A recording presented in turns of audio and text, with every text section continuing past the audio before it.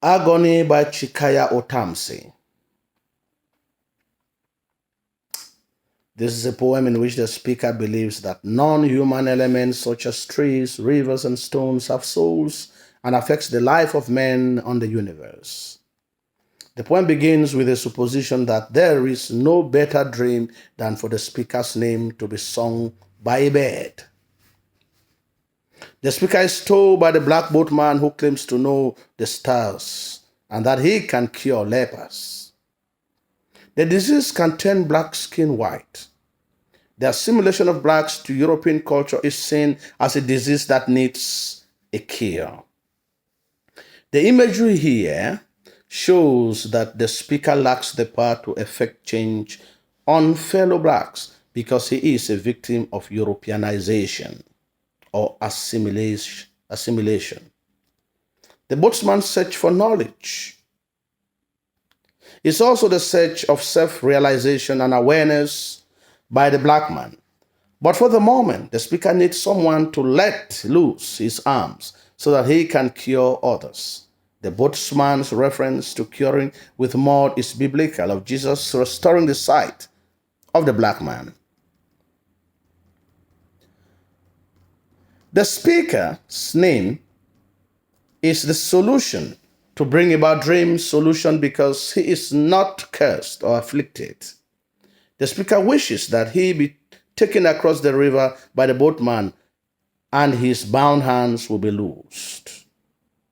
The speaker wonders what river it is and where it is and where they are.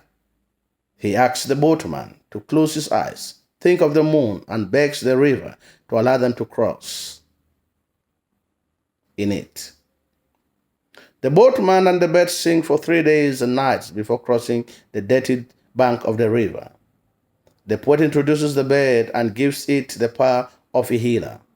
The bird heals him, tells him that his name is the gateway to his dream because he is not yet suffering from the disease of assimilation, of course. The bird imagery is used as a key to unveil the boatman's dream. The bird and the boatman are the same person, but the boatman is not aware of this reality. The realization will lead the boatman to understand whom he really is. The realization of oneness can only be done by the individual himself, and the self-realization of the black man will be the beginning of mental liberation from Western enslavement and subjugation. The waves make the boatman to sleep, and he dreams finding himself in a house where there is a feast, and his intestines, arms, and memory are eaten. In the same room, rotten bodies feed on one another, shining with fireflies as each carries at his temples, trying to emulate Christ, the Christian God. All of this savour the sweet and melodious singing of the nightingale.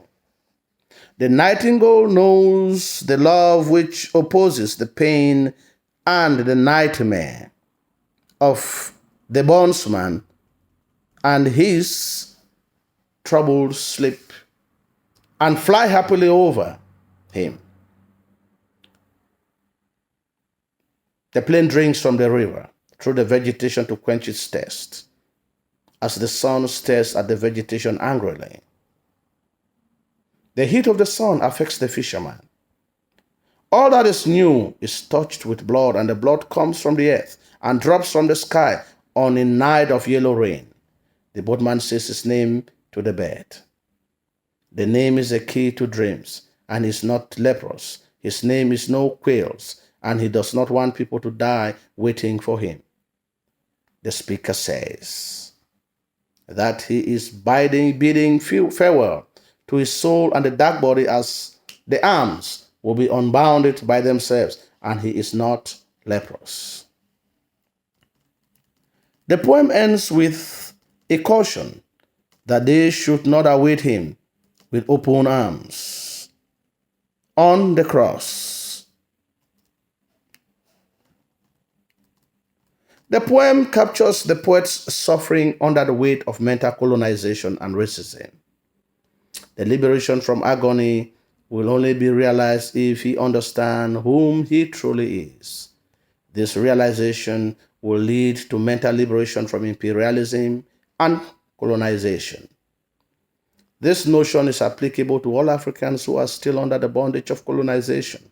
The bed directs the boatman across the lake of blood, which is symbolic of the blood shed during colonization. It also symbolizes exploitation of blacks by their colonial master and human misery. It is through the discovery of his suffering and that of his people that the boatman comes to know his true identity. This is also a poem that has some religious connotation, as the poem refers to Christ, who can cure all diseases. Christ is the Lamb that has been slain to take away all infirmities. The death and resurrection of Christ took 3 days, like the boatman and the bed sing for 3 days to cross the lake of blood. The last line, arms in a cross, is a confirmation that the poem highlights hope and resurrection because of Christ's death. This is a poem which is intertwined between Christianity and assimilation and the effect of colonization, the suffering that black people have endured in the hands of whites. But through Christ, there is hope that things will be better.